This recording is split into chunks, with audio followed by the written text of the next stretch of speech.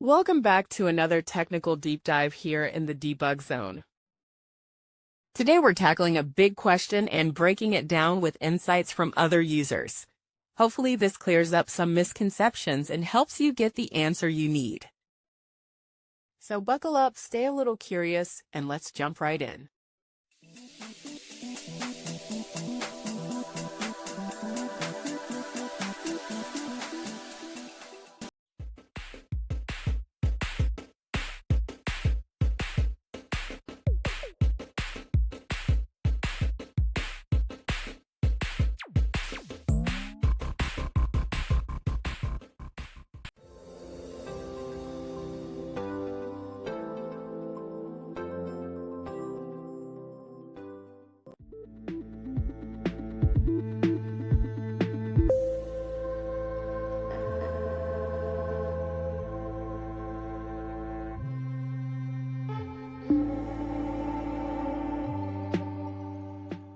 And that's a wrap.